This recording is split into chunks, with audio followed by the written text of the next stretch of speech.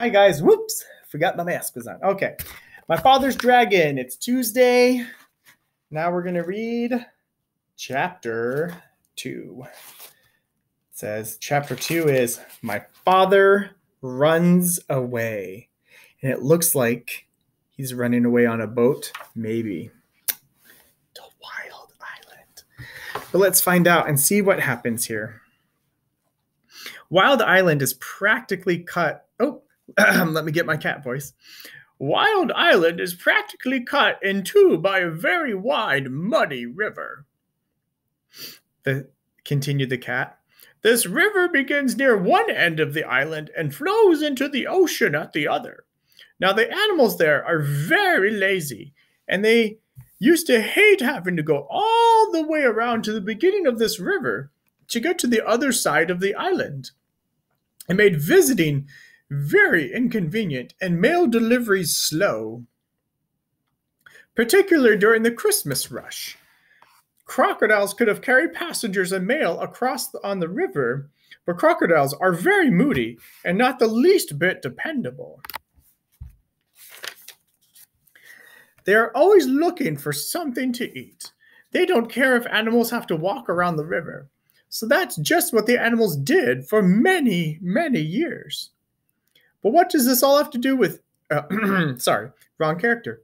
But what does this have to do with airplanes? Asked my father, who thought the cat was taking an awfully long time to explain. Be patient, Elmer, said the cat. She went on with the story. One day, about 4 months before I arrived on Wild Island, a baby dragon fell from a low-flying cloud onto the bank of a river. He was too young to fly very well, and besides, he had bruised one wing quite badly. So he couldn't get back to his cloud. The animals found him, and soon afterwards, and everybody said, "Why isn't this exactly what we've needed all these years?" They tied a big rope around his neck and waited for the wing to get well. This was going to end all of their river-crossing troubles.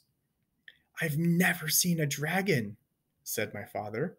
Did you see him? How big was he? Oh, yes, indeed I saw the dragon. In fact, we became great friends, said the cat.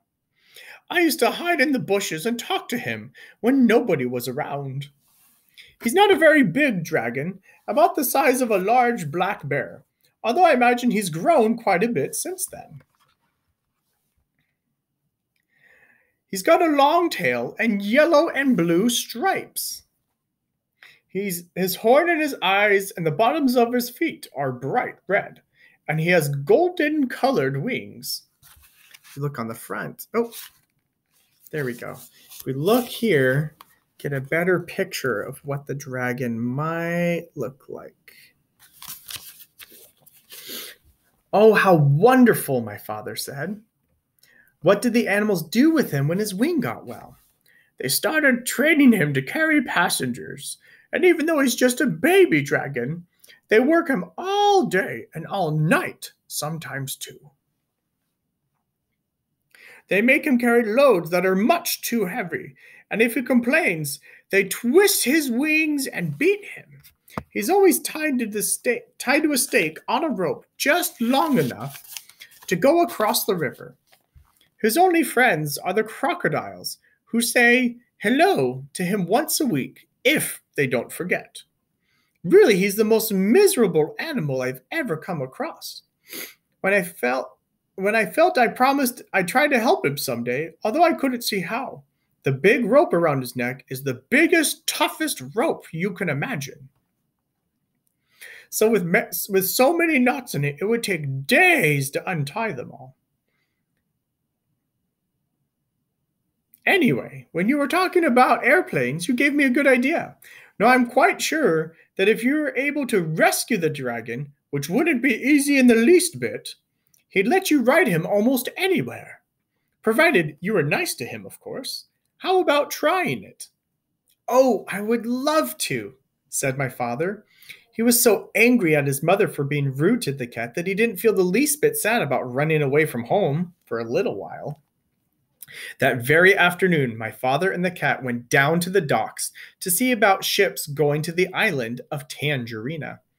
They found out that a ship would be sailing the next week, so right away they started planning for the rescue of the dragon.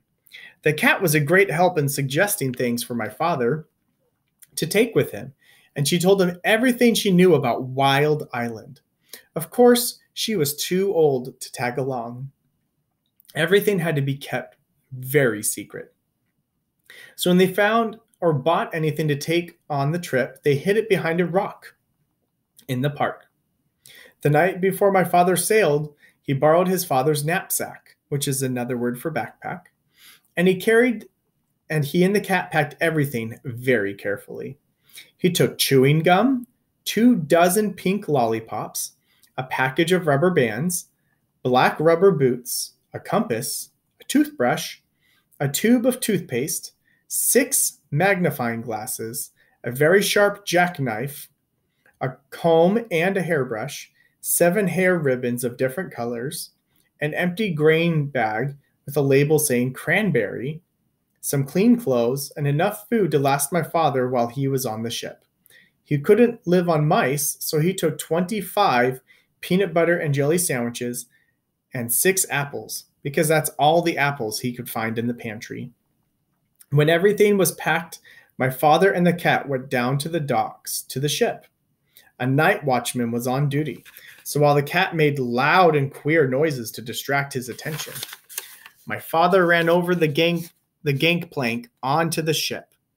A gangplank is like the ramp that they have going onto the ship from the dock so you don't fall in the water.